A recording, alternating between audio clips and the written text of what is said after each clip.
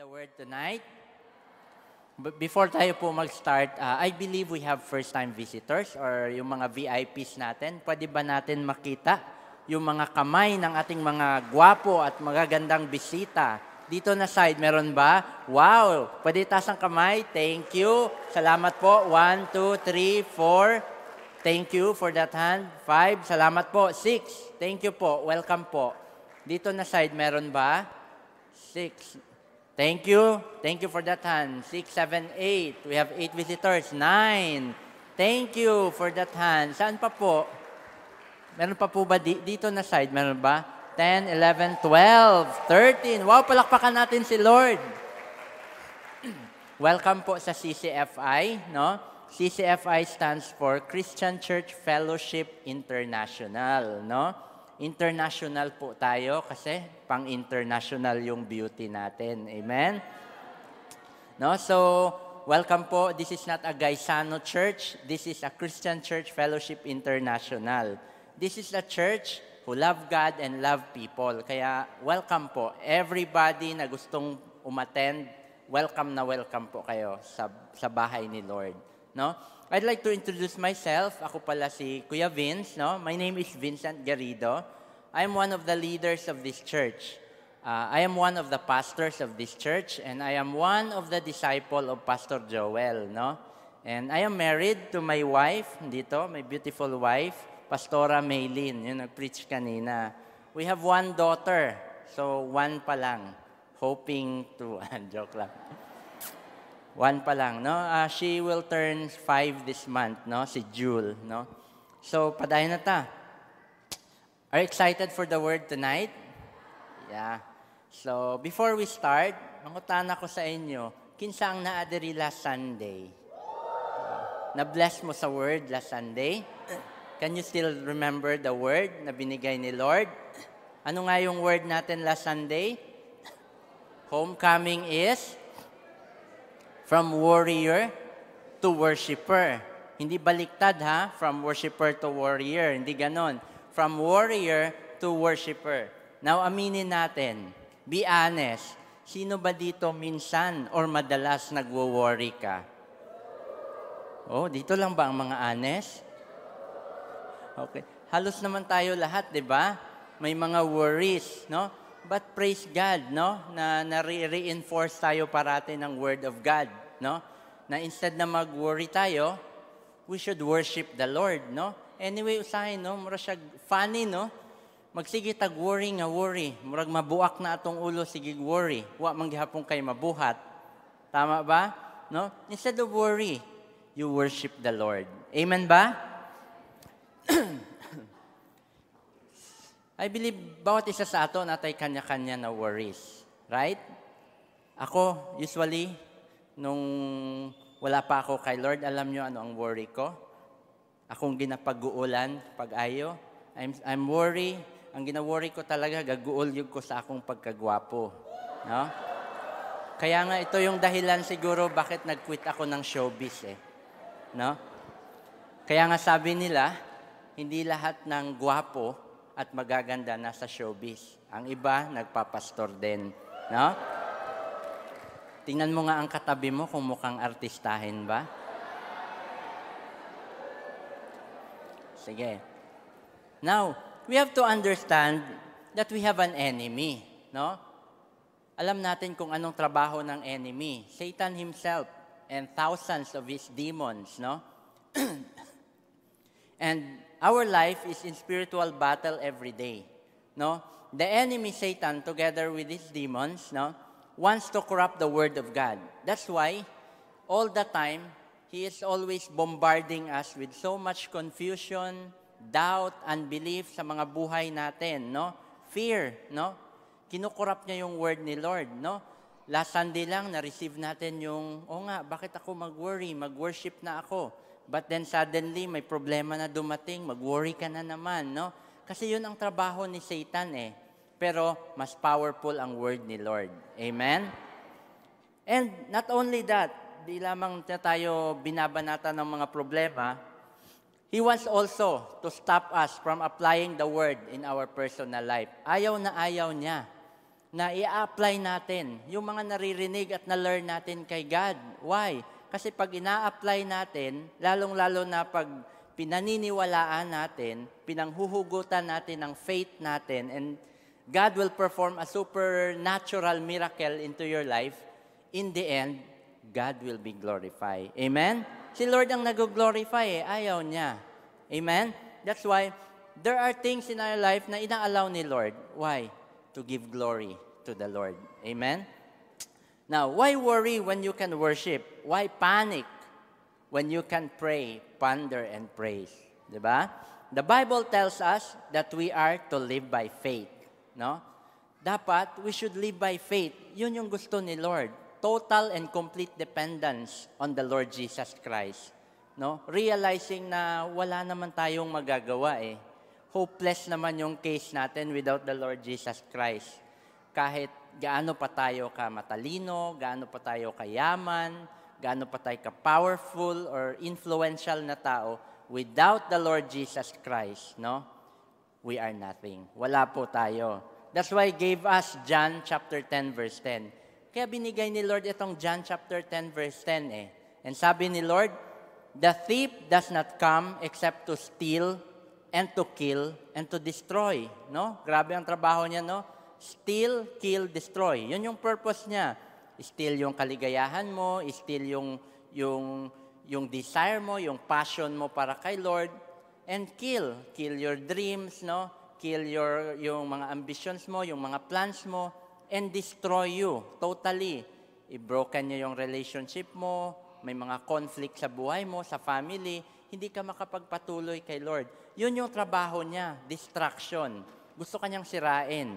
But, praise to the Lord, kasi sabi niya, I have come, sabi ni Jesus, I have come that they may have life, and that they may have it more abundantly. So gusto ni Lord, bigyan tayo ng buhay. Di ba pag may life tayo, alive tayo, meaning may buhay tayo, ini-enjoy natin yung buhay natin. Abundant yung buhay natin.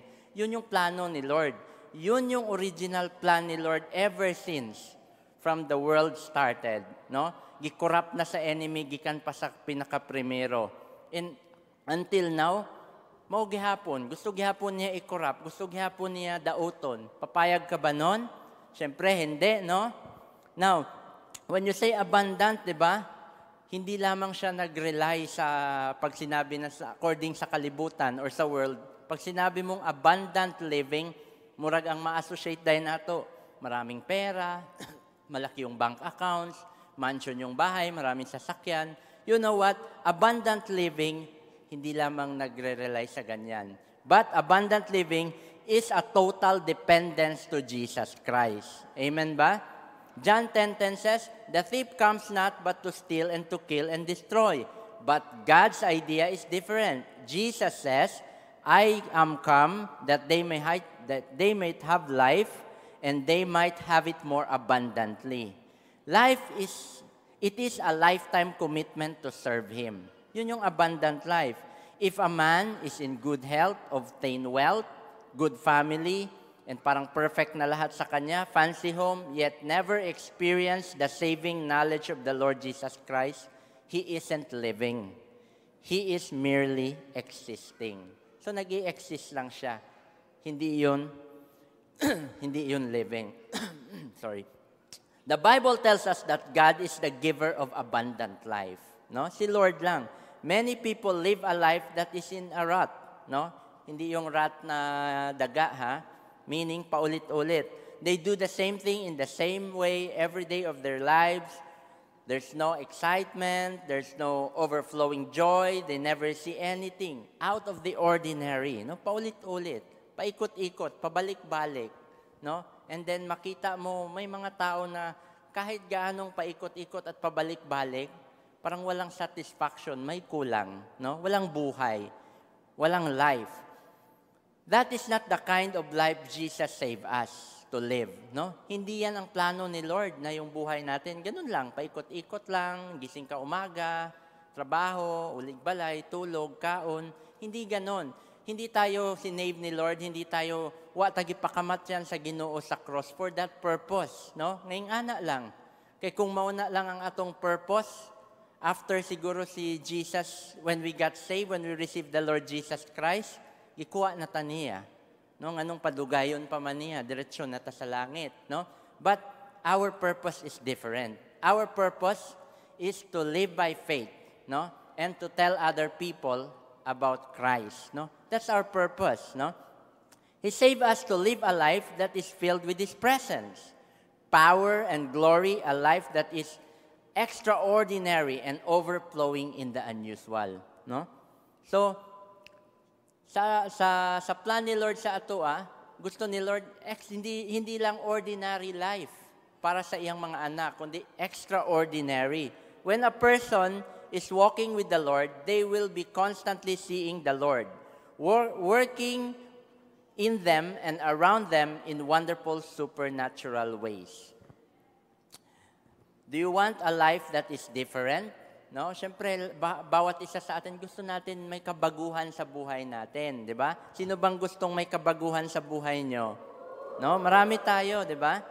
Do you want a life that is filled with the wonder of God's work in around you? 'Di ba? Lami kay ma-experience no ang presence sa Ginoo, ang mga miracles ni Lord, no? Lami kay nga ma-experience pod nato ang power sa Ginoo, power of a changed life, power paano niya gidala sa katong sa atong purpose sa kinabuhi, no? Because the purpose of the God, no, sabi niya nga, I know the plans I have for you, plans to prosper you and not to harm you, plans to give you hope and a future. So kay Lord may future tayo. Our future is already decided, no? Our future is already prepared ahead of us, no?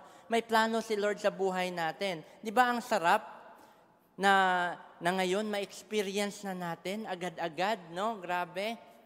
And do you want a life that is filled with wonder and God's work around you? The secret lies in being saved and in living close to the Father. Jesus promised His children that their lives would be different if they come to Him, no? Lapit tayo kay Lord, no? Every time maglapit tayo kay Lord, we can experience a supernatural things and supernatural way kay Lord. 'Di ba? Amen? Naalala nyo, when you draw yourself closer to the Lord, ang daming binabago ni Lord sa atin. Ang dami niyang pinapolish sa atin, right? Because God is the light, no? Parang ilaw, 'di ba? The more we get closer to the light, ang dami mong nakikita na mga dumi sa katawan mo, sa sarili mo, no? And God is changing us every day, no? In John 7:38, sabi dito, whoever believes in me, as scriptures has said, rivers of living water will flow from within them, no? Sinong gusto na maka-experience ng rivers of living water will flow from within them? Meaning this is abundant life na gi-prepare ni Lord para sa atin. Sinong gusto maka-experience ng abundant life? Tayong lahat, right? Now, paano natin ma-experience ang abundant life? No? The key is, or the secret is, you have to believe. Sabihan mong katabi mo, maniwala ka kapatid. You have to believe, no? Kailangan, we should believe first. Kailangan maniwala tayo. Hindi naman pwede na sunod lang tayo ng sunod, hindi natin alam, no? Kailangan maniwala tayo. Maniwala tayo na kay Lord, kaya niyang baguhin ang lahat sa buhay mo. Kaya niyang baguhin, kaya niyang gawing maganda ang lahat ng pangit sa buhay mo. Amen? Yung physical appearance niya natin, di ba? May bikibelo, ma-change manggani, di ba? How much more kay Lord? Kaya niya. Kaya niyang baguhin lahat sa atin if you believe. Now, how do you get this kind of life? Believe, no? Paniwalaan mo. And you put into action what you believe. Alam nyo ba, believe and faith goes together, no? Hindi naman pwede na believe ka lang ng believe, and then wala kang faith. Hindi mo kailangan i-put into action ang faith mo, no? Abundant Christian life is appropriated by faith. Faith is the essence of the Christian walk, and unless we learn how to apply it in our everyday lives, we will not grow in it. as God's desire. In order for our faith to grow, it must be exercised on a daily basis. So dapat pinapractice natin yung faith natin, no? Dapat yung faith natin araw-araw, daily, hindi siya seasonal. Na kung gwapo ang sitwasyon, kung okay ang sitwasyon, marami kang blessing, no? May faith ako kay Lord. Pero pag may mga pinagdadaanan ka, sama ni Lord, nganong naing-ani mani, na Christian manuong ko, nagsunod-sunod pamanggog ko sa imuha, tama lagi to akong mga amigo. No, hindi ganon. Ang gusto ni Lord, we should have faith in Him every day. Kahit na may mga problema tayo, the more the enemy bombarded us with different arguments sa buhay natin, that's the time na dapat mag-i-increase yung faith natin. Amen ba? Kasi you know what? Etong mga pinagdadaanan natin, matapos lang ito eh. Kasi if we have faith in the Lord Jesus Christ, walang impossible sa Kanya eh. Kaya niya solusyonan yan, kahit na agad-agad. Kahit na ngayon, kung ano man yung mga gina-worries nyo, mga sitwasyon ninyo, kaya ni Lord solusyonan yan, agad-agad. But, you must have faith to believe in the Lord Jesus Christ. Amen ba? Palakpakan nga natin si Lord. That's why our title this evening is Homecoming, Life, Living in Faith Every Day. Say it, basahin nga natin lahat. Homecoming, ready, go. Homecoming, life, living in faith every day. No? So tingnan mo yung mga pictures ng mga taong may life dyan. Buhay. Di ba nakatawa? No? Happy, no? Yan dapat ang mga mukha ng mga taong may faith kay Lord. So ang gusto ni Lord, we should have and we must have faith every day. Faith put into action, no? Hindi lamang sa salita. Now, faith for everyday living. The importance of applying the faith that God has given to us to our everyday circumstances. Faith is to be the daily lifestyle of a believer. Dapat ang ating palang faith, nagiging lifestyle natin. Araw-araw, no? 'Di ba pag ang isang bagay nagiging lifestyle mo, makasanayan mo na, 'di ba? Madali na lang, no? Katulad ng pagliligo, 'di ba? Nagiging lifestyle natin maligo araw-araw. Sino bang nagaligo ba tayo? Wala. No? Sinong hindi naliligo dito? 'Di ba? Nagiging lifestyle natin. So noon, 'di ba, parang ayaw natin maligo, magising ng umaga at maligo kasi malamig, no? Pero pag nagiging lifestyle mo na, nakasanayan mo na, ang dali pala, ang sarap pala, 'di ba? So ang gusto ni Lord, our faith will level up. Our faith mag-accelerate, and our faith should be our lifestyle, no? What kind of faith? So ito yung i-discuss natin ngayong gabi. And there are 3 kinds of faith. Number 1, dead faith. Dead faith. Say it with me, dead faith. Now, ano itong dead faith? People with this kind of faith know the correct vocabulary for prayer and sound doctrine, can even quote the right verses from the Bible, but their walk does not measure up their talk. 'Di ba? May mga tao na ang galing magsalita, ang galing mag-memorize ng mga verses. Alam na alam nila, kabisado nila ang Word of God. Alam na alam nila ang mga verses. Hindi mo halos maturuan kasi alam na alam nila, halos memorize na lahat, no? But only sa salita lang, no? They didn't apply it in their lives, no? May mga tao, 'di ba? Even preacher, may mga taong magagaling magsalita, no? Mga motivational speaker, ang galing. Mapapawaw ka makinig sa salita. They will speak love, they will speak compassion. Mapaiyak ka the way sila magsalita, but they didn't apply. Pagbaba ng pulpit, maldito, di managad, no? Nay mga ingana nga tao, right? And that is an example of a dead faith. Knowledge lang ba? Intellectual lang. Yeah, tinuod man na, magsalig lang ko kay Lord, no? God can provide, God can solve my problem, God can heal me, pero hindi ma-apply kasi wala ngang faith. Patay yung faith sa salita lang, no? I-provide man ko ni Lord, mangita na lang kog paagi ano niya akong problema, no? Nay mga ingana, mabuti sa salita, don't put into action and they learn and believe in the Bible. It is only an intellectual faith. He or she knows the doctrine of salvation, but they have never really submitted themselves to God and trusted in Jesus for salvation. Can this kind of faith save? No? Save ba ito? No. Faith without works is dead, sabi ni James. In James chapter 2, 17 to 20 to 26, sabi niya, faith without works is dead. Any declaration of faith that does not result in a changed life and good works is a false declaration. So, hindi totoo na declaration. No? Sabi ni James, faith, if it is not accompanied by action, is dead. No? Paano mo masabing faith kung hindi siya associated ng action, hindi siya associated ng work, no? Walay kwan ba? Walay part sa imuha ba nga kanang nag-step of faith ka ba para ma-test nimo or ma-prove nimo nga si Lord nagiginabuhat sa imong kinabuhi. Faith without works is dead.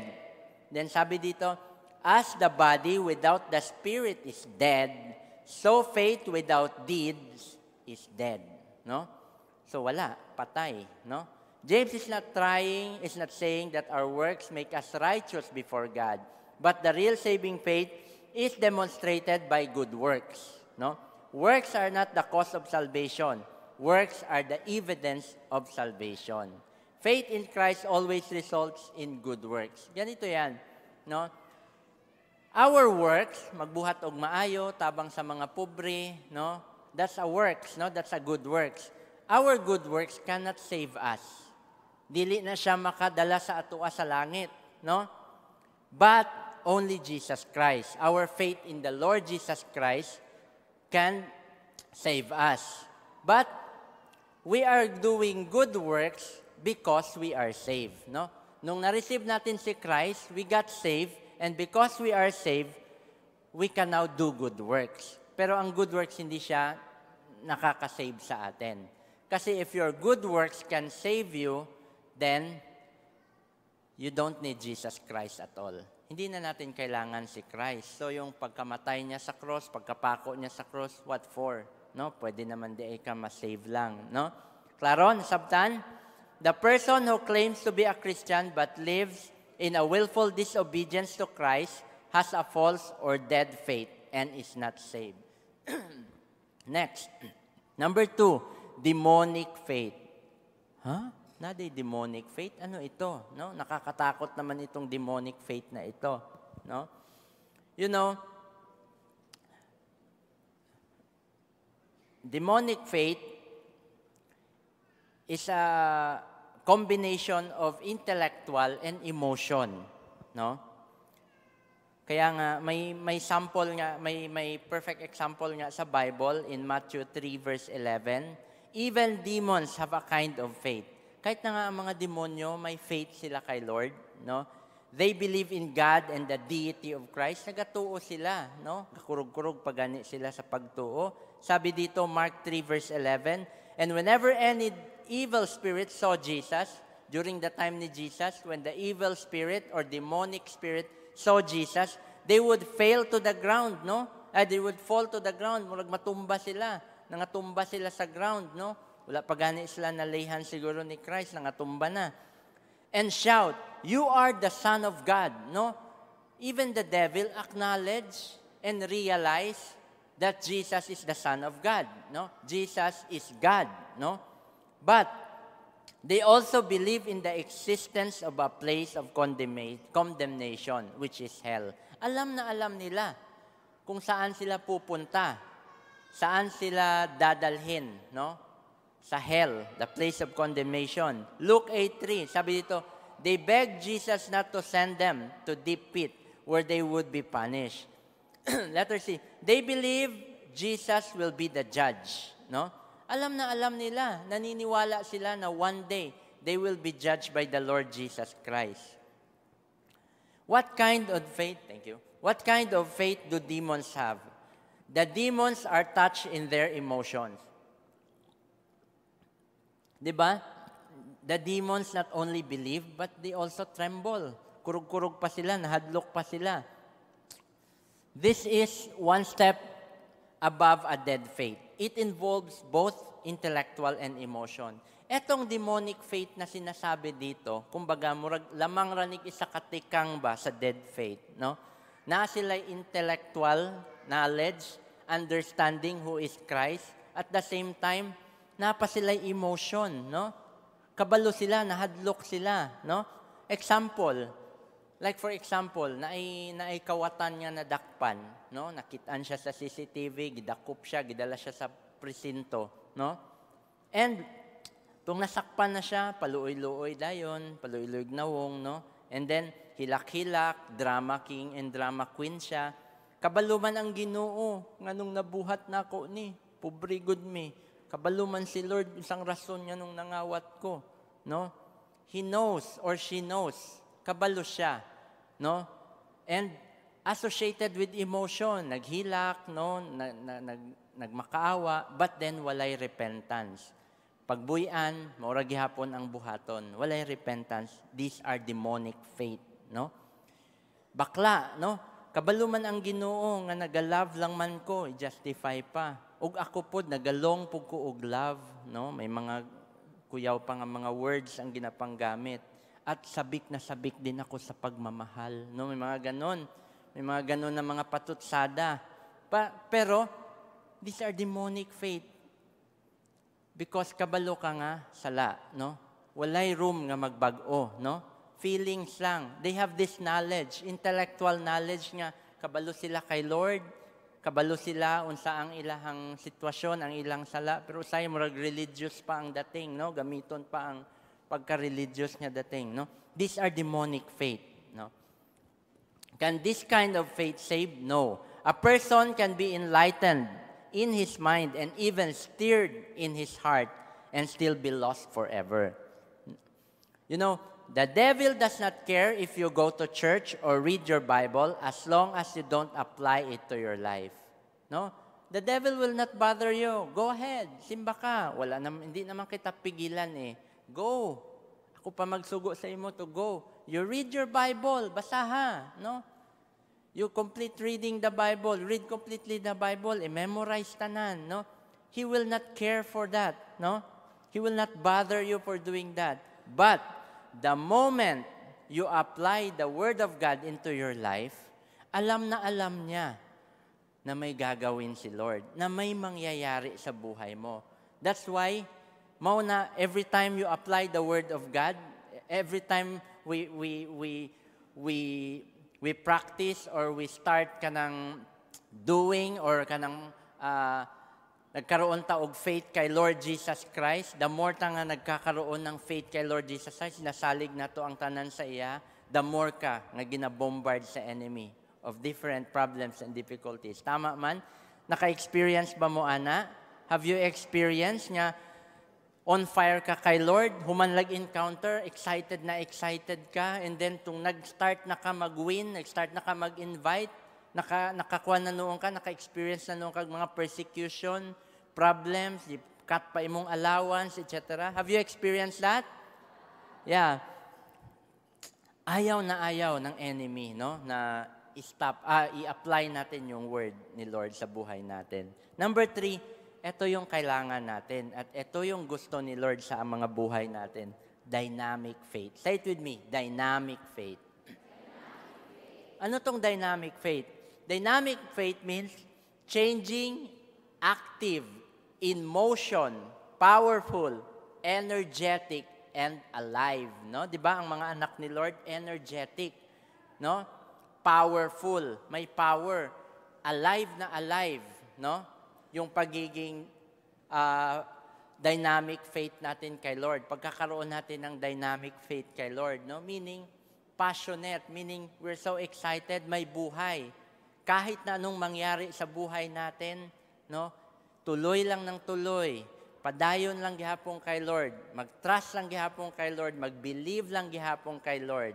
And then, finally you realize, no, habang kahit na ginaharangan ka ng different obstacles sa buhay mo, pang tuition, problema, bayro nun, sakit, whatever it is, padayon lang ka nga padayon, you will find out naabot mo na yung destiny mo. Amen?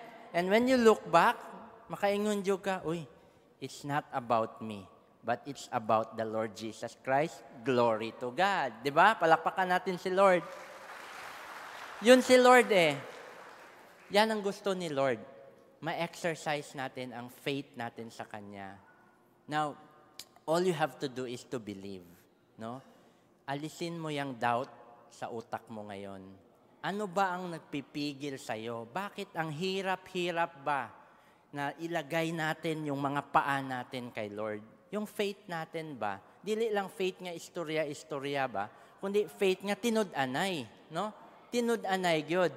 And then you will experience that supernatural miracle from the Lord. Amen? Alam nyo, hindi na question sa buhay ng ibang leaders dito. Even I myself, I cannot, hindi ko na mabilang yung mga maraming beses paano sinagot ni Lord yung mga prayers ko. Paano ginawang possible ni Lord yung impossible sa buhay ko. I remember my life siguro kung wala si Lord, I don't know, saan ako ngayon? Hindi ko alam. Nakalimutan ko na nga yung past ko. Patapon ang buhay ko, way kaugmaon. But because of the Lord Jesus Christ, nang dahil kay Lord, lahat nagbago. Amen? And I believe kayo nagbago rin, no? Mga na-experience ninyo yan. Now, recently, I want to testify to give you an encouragement na totoo si Lord sa mga promises niya. Hindi niya kahit kailanman, hindi niya tayo fini-fail. Because, alam niyo kung bakit? It is impossible for God to lie. Very impossible na. When God give His promise through His Word, gagawin at gagawin niya yan. No? Pero may participation ka doon. What's your participation? You have to have a supernatural faith. You have to apply the faith in your life na kaya niya. Na kaya niya, walang imposible. Now, recently, I want to share with you, recently, no, hindi nyo lang siguro alam, but may mga challenges akong hinaharap recently, no, especially sa trabaho ko. No. I am a manager of a international company, a mining company, no, and unhappy na ako. Hindi ko na siya ma-detailed, and ang daming nangyayari na hindi ko kaya, no? And I was so pressured and I was so bombarded with so many things, no? But hindi ko kailangan ipakita sa enemy na talunan ako because I have faith in the Lord Jesus Christ. And what's amazing, I praise the Lord kasi meron tayong pastors, meron tayong ganitong relationship ngayon na hindi mo kailangan mag-isa. No? Every time na may problema ka, pwede mong lapitan yung cell leader mo. Pwede mong lapitan yung pastor mo. No? And you need help. So, one time, before sila umalis sa Manila, no, nung nag-attend yung mga pastor natin sa Pastors Conference, pumunta ako sa bahay nila kasi hindi ko na talaga kaya. Dinadala ko mag-isa. Of course, kinakwento ko kay Ate Maylin ninyo. But, nililevel up ko yung faith ko. Nasabi ko, Lord, itong mga nangyayari ngayon sa akin, may purpose ito. No? Of course, I was bombarded with worry. Paano na lang mag-resign ka? Saan ka? Paano na lang mawala yan? Binigayan ni Lord sa'yo. And then, paano yan? But I am thankful. Kasi alam ko, ang lahat ng nangyayari sa buhay natin, hindi yan isang aksidente. Lahat ng bagay na yan, dumadaan yan sa kamay ni Lord. And may mga purpose yan. And lahat ng bagay na yan, the more you're facing challenges, difficulties, and obstacles in life, manotice mo, pinapolish ka ni Lord, sinasharpen ka niya, para all the more ka mag-trust sa Kanya. And doon pumunta ako, before sila umalis, nakaimpake na sila pastor. Sabi ko, Pastor, sandali lang, pwede nyo ba akong i-pray? Nakwento ko sa kanila. Alam na alam ng pastor ko kung ano yung mga nangyayari sa akin. And then they pray on me. Dalawa sila nila Tora. And pinaniwalaan ko. Every declaration, every words na lumabas sa kanila, pastor, nung time na yon, tinanggap ko. Lord, I believe by faith na mangyayari. I believe may gagawin ka. And then, so, I am excited. And I believe in my heart, this would be another testimony next time. Pagbalik ko dito, alam ko, kinaklaim ko, bibigyan ako ni Lord ng sasakyan na bago. I believe that. I believe that. And I am confident to tell you that kasi I know na kay Lord kaya niyang gawin. Amen? Amen ba? Now, ano yung mga problema mo sa buhay? Ano yung mga things na nag-doubt ka? Alisin mo yan. That's not of the Lord, no? Hindi yan kay Lord. Now, being a Christian involves trusting Christ, living for Christ, and becoming like Christ. You first receive the life, then you reveal the life. Saving faith then leads to action, no? First, you receive the life. Na-receive natin yung abundant life kay Lord. And because we receive abundant life kay Lord, then you reveal the life to other people. That's our purpose. That's our role, no? Hindi naman tayo sinave ni Lord na wala lang, tayo na lang, kita-kita na lang. Lord, salamat sa answered prayer, nakapasa nagyog ko sa board exam, bye-bye. Di maning ana, no? It's sad to say may mga ganyan talaga minsan, pero tayo hindi naman ganyan. Ang totoong anak ni Lord, di ba? Ginagawa natin yung purpose natin sa buhay. That is to love God and love people. Amen?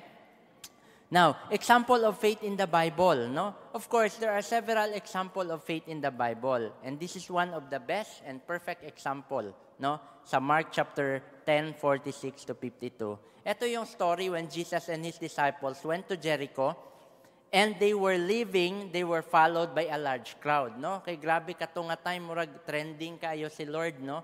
Sikat na sikat pa siya. Sikat na sikat siya compare kay Yaya Dab o kay Alden, no? Daghan jud naga-follow sa iya, ha. And here is this blind beggar named Bartimaeus, son of Timaeus, was sitting beside the road, no? Ma-imagine mo, may isang bulag doon, no? Siguro ilang taon na siya na bulag, baka nga pagpanganak sa kanya bulag na siya, no? Hopeless, desperate, why paglaom, no? Andun lang siya, walang tumutulong sa kanya. And then makita natin yung pambihirang faith na galing sa kanya, no? Kakaibang faith, no? Daghang kaig tao, and then he shouted, "Jesus, Son of David," no? Sabi niya, "Have pity on me." Grabe yung sigaw niya, super to the effort yun. And many people told the man, gibuyag siya, saba, giyana siya ba? And then, but he shouted even louder, "Jesus, Son of David, have pity on me." So, nakatch niya yung attention ni Jesus, no? And Jesus stopped and said, "Call him over." They called out the blind man and said, "Don't be afraid. Come on, he is calling you." The man immediately threw off his coat as he jumped up and ran to Jesus. And Jesus asked, "What do you want me to do for you?" The blind man answered, "Master, I want to see." No?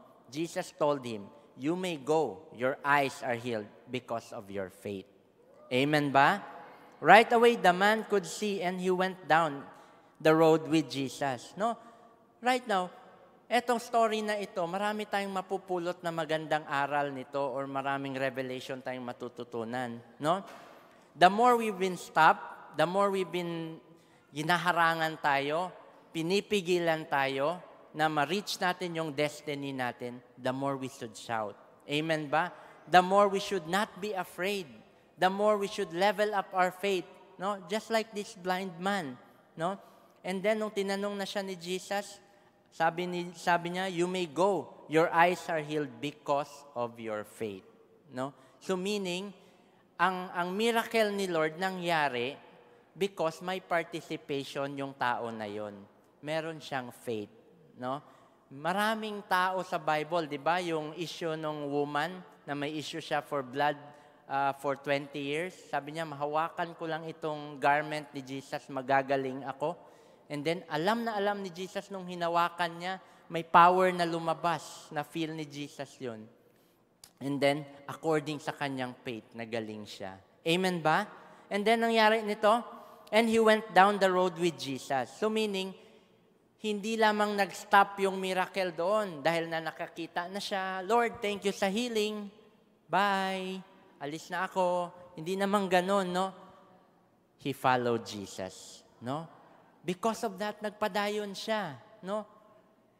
Ginawa ni Lord in-answer ni Lord yung prayer niya, and because of that, he fulfilled the purpose of God in his life.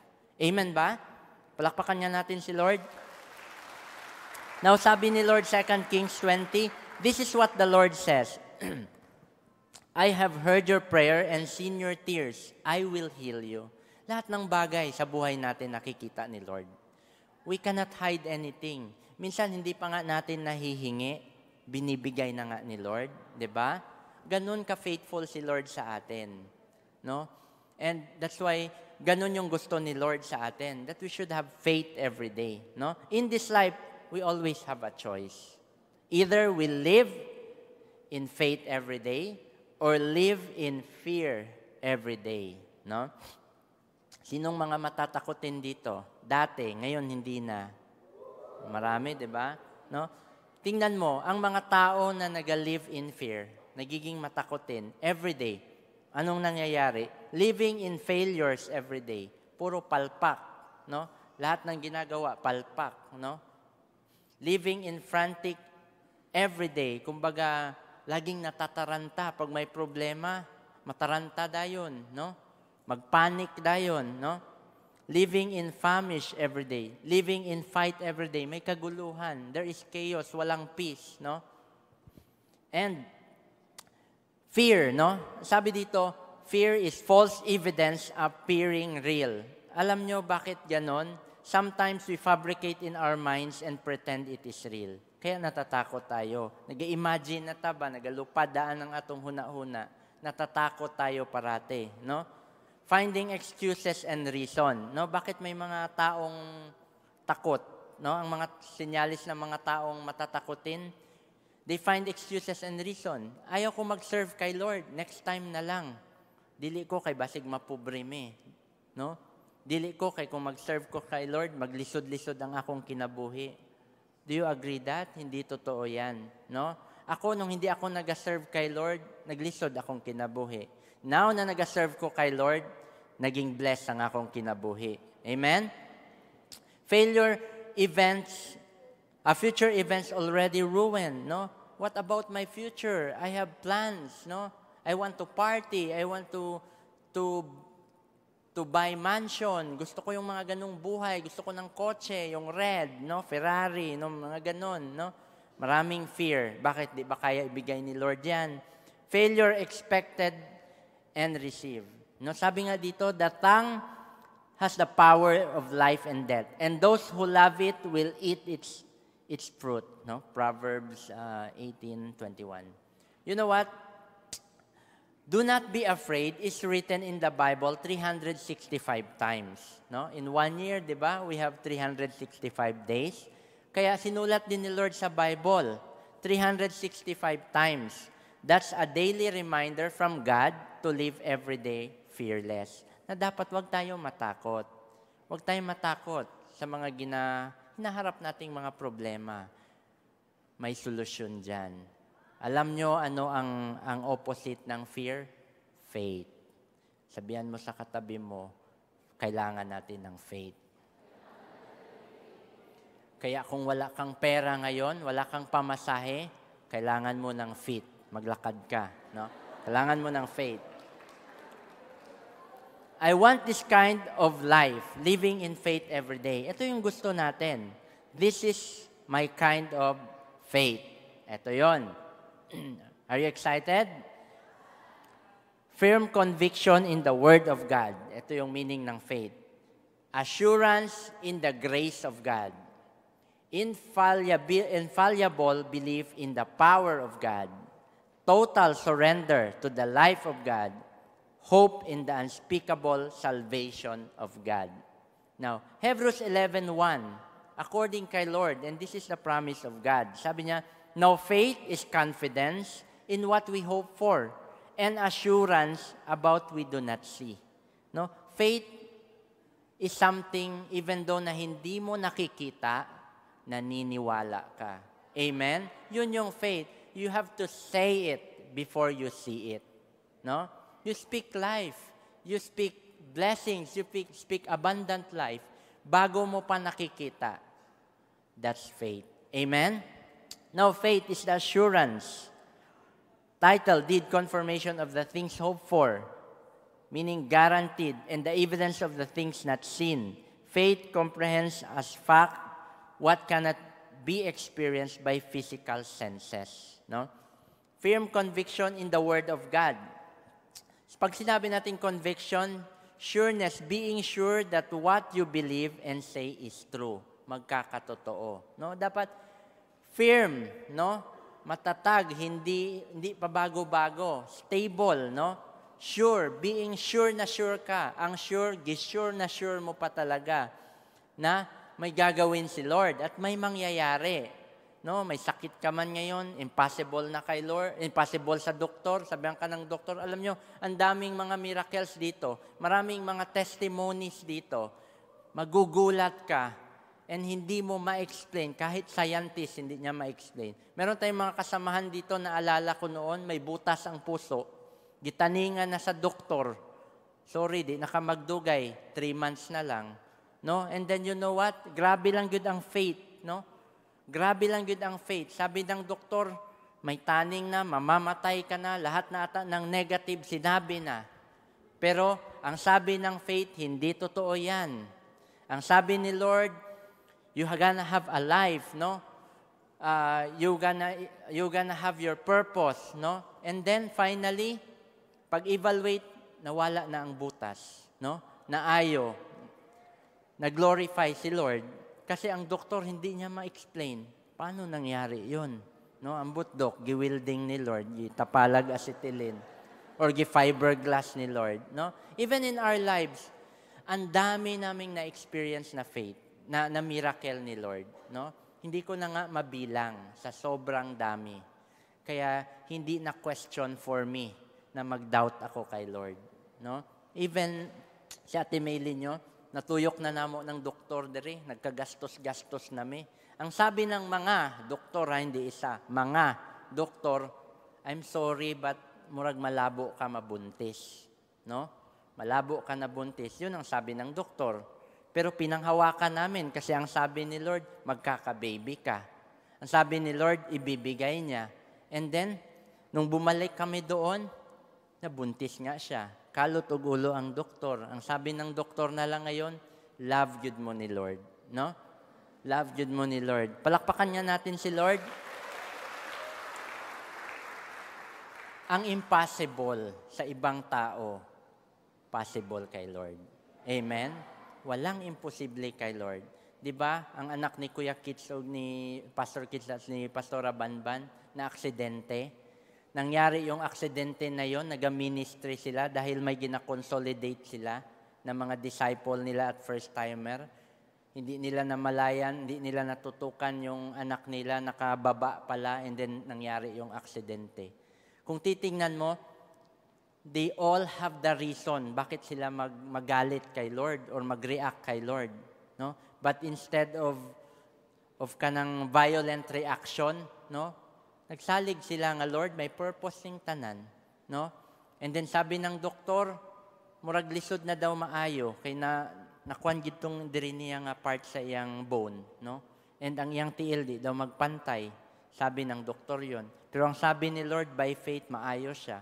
And then ngayon, naayo, git siya. No? Amen ba? Wala imposible kay Lord eh. Si Lord usahay, supernatural. And then yung mga bagay na yan, hindi mo ba ma-explain yan? Kahit na memorize mo pa ang dictionary or magaling ka sa calculus or anuman, hindi mo ma-explain yan because God works in a supernatural way. Amen? And in the end, glory to God. No? Kasi kung kita to mo yung tanga, o maayo manggugo, ako'y nangitag paagi ato, ako'y nagsolusyon ato. Glory to me. No, pero glory to God man ta. Amen? That's the purpose. Amen? Number 2, sabi dito, do not be anxious about anything. Instead, in every situation, through prayer and petition and thanksgiving, tell your request to God, and the peace of God that surpasses all understanding will guard your heart and minds in Christ Jesus.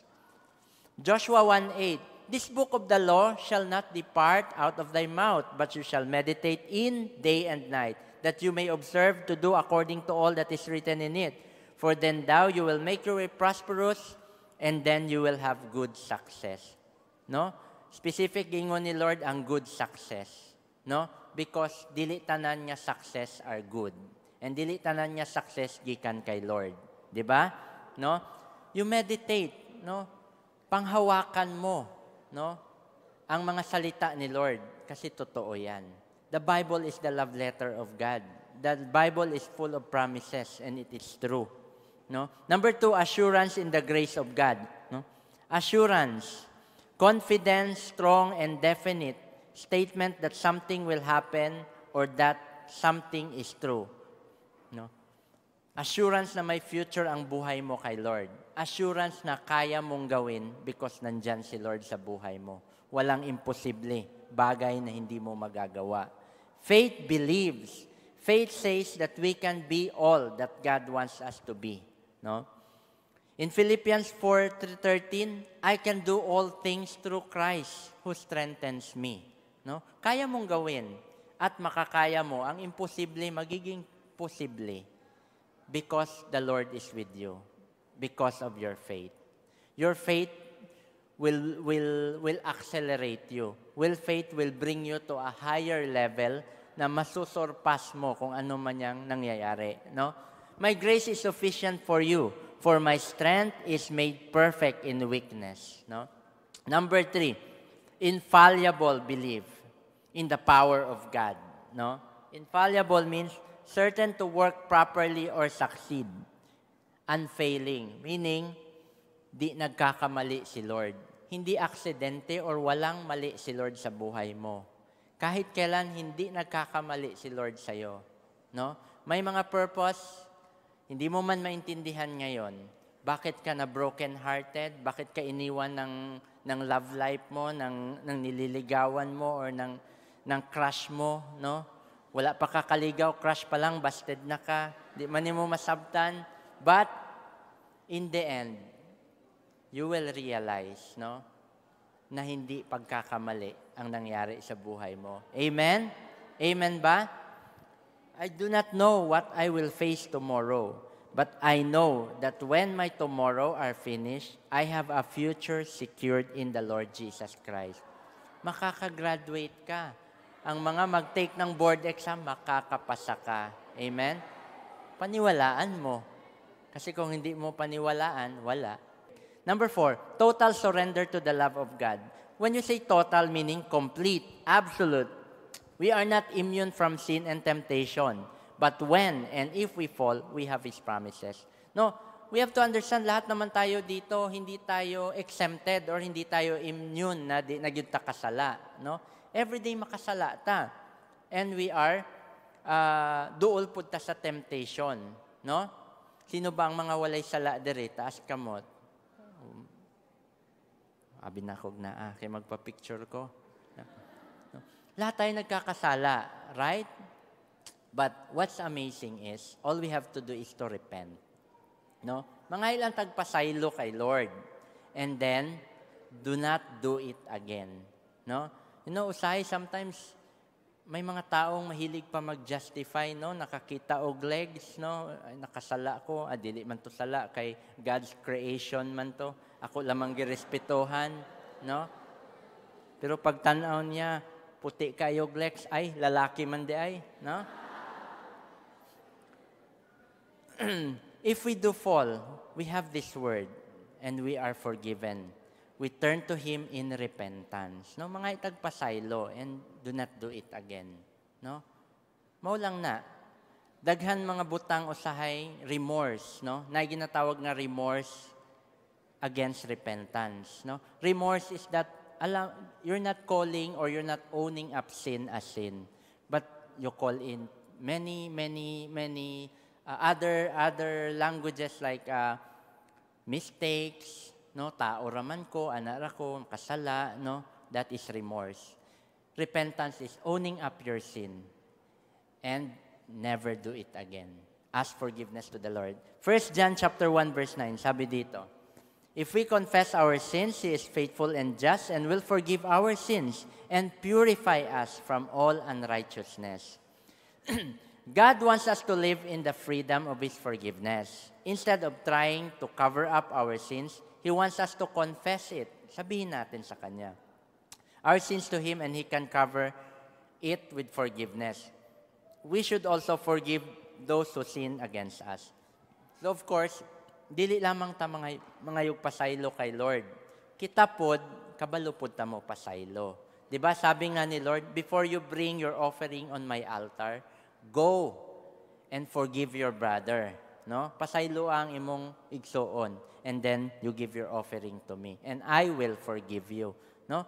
Mga itagpasaylo kay Lord and then kita pod, kabalo magpasaylo. No? Kita diri tanan, I believe, kita tanan wala man ta nagadumot, di ba? Kinsa ang mga kabalo magpasaylo diri? So kitang tanan, no? Jesus told His disciples, have faith in God. If you have faith in God and don't doubt, you can tell to this mountain to get up and jump into the sea and it will happen. Everything you ask in prayer, it will be yours if you have only faith, no? Whenever you stand up and pray, you must forgive what others have done for you. Then your Father in heaven will forgive you. Number 5, we're almost finished. Hope in the unspeakable salvation of God. Unspeakable, meaning indescribable, impossible to describe in words, no? We cannot fathom, we cannot describe, no? Faith says to those around us that what God has done here, He can do in your life too. Meaning, may mga bagay nga di nato masabtan kay Lord, no? Like for example, a changed life, no? Natay mga disciples tong una nga tan-awon nato, murag wa man ni kaugmaon ni, murag wala gini pag-asa mo bag-o ba, no? But right now, no, maa-amaze ka, no? Ang dami ng disciple, no? Ma-bless na bless ka sa kanya pag nag-speak, no? Ang dami niyang disciple, makita gini mo ang kabag-uhan. Kasi tayo, we cannot change our life. Not even us can change also a person life. Pwede lang ta maka-influence sa iya, ha? Pero dili ta kaya maka-change sa kinabuhi sa tao. Only God can do the supernatural. Amen? And what's amazing, kasabay ng pagbago ng buhay ng isang tao, lahat ng bagay sa buhay niya, nagbago din. Self-image niya, finances niya, pamilya niya, trabaho niya. Amen ba? Have you experienced that? Faith says to those around us that what God has done here, He can do in your life too. Faith reaches out to those in sin because it knows that everyone who turns to Jesus for salvation will be saved. No? Romans 6:23. The Word of God says, for the wages of sin is death, but the gift of God is eternal life through Jesus Christ our Lord. In Ephesians chapter 2, verse 8 and 9, you are saved by the grace through faith in the Lord Jesus Christ. No? Not of our works, no? It is a gift of God, not of our works, so that no one can boast, no? We are saved because of the grace of the Lord Jesus Christ, because of our faith in the Lord Jesus Christ, not on our works. Kasi kung masave tayo with our works, we can boast. Manghinambog ka, no? Conclusion, we obtain the abundant Christian life by faith in God and by the work of the Holy Spirit within us. We cannot do it ourselves, but we can stop it from being a reality. When the Lord saves us, He placed His Spirit with each of us. The Holy Spirit has power to fill us and give the abundant life we want to have. It will come from Him and Him alone. As Christians, We are now a new people of faith, which means God wants us to move in realms of faith rather than unbelief. God's will is that we live by faith. Living in faith every day leads to freedom, favor, forgiveness, fullness, and fulfillment. Palakpakan natin si Lord. And sabi dito, no? In 1 Corinthians 10:37, so whether you eat or drink and whatsoever you do all for the glory of God. Amen? Everything you do all for the glory of God. So right now, from abandoned life to abundant life. No? Amen? So, can I talk to the first-timers, yung mga bisita natin? Pwede ko bang kausapin? No? Pwede ko bang makita yung mga bisita natin ngayon? Can you raise your hands again, yung mga first-timer? Thank you. Thank you. Pwede ko ba kayong i-request tumayo? Can we give them CCFI cheer, please? Thank you. Salamat po. Welcome po. Thank you. Thank you. I just want to talk to you. No? Now, I would just want to share with you right now the Lord Jesus Christ. No? Number one, we need to admit that you are a sinner. Makasasala kitang tanan. We have sinned against God. No? We have fall, no, against God. No? And you cannot save yourself by your good works. Only the Lord Jesus Christ. And letter B, we need to believe that Christ died for you. Wala nang ibang tao sa buong mundo. Kahit na superhero, hindi nagpakamatay sa atin. Only Jesus Christ died and paid for our sins. And on the third day, He rose again and He gave us victory against sin, Satan, and hell. Number three, all we have to do is to confess that Jesus only is the Lord and Savior. Di ba sabi niya, I am the way, the truth, and the life. No man comes into the Father but by me. And letter D, after we receive the Lord Jesus Christ, we get saved, we need to demonstrate your faith to other people by doing your good works, no? By doing what's right, no? Let us pray, no? We'll pray tonight, and all we have to do is to trust the Lord Jesus Christ and receive Him as our personal Lord and Savior. All you have to do is to repeat this prayer after me. You mean this prayer right now as if ikaw gud ang nagpray. Sa liga na to si Jesus karong gabi. Accept Him as Lord and Savior. And He promised to give us eternal life in heaven. Abundant life in heaven. Let us pray. Lord Jesus, I know and I believe that I am a sinner. I have sinned against you. And tonight, Lord Jesus, I confess all my sins. I'm sorry, Lord. Tonight, Lord, open my heart. I want to invite you in my heart as my Lord and Savior. Gusto na ko ihatag ang akong kinabuhi sa imuha ug saligan ta ka nga mahimong akong Ginoo ug manluluwas. Save me tonight, Lord. I want to receive your eternal life. In Jesus' name, amen and amen. Palakpakan nato si Lord.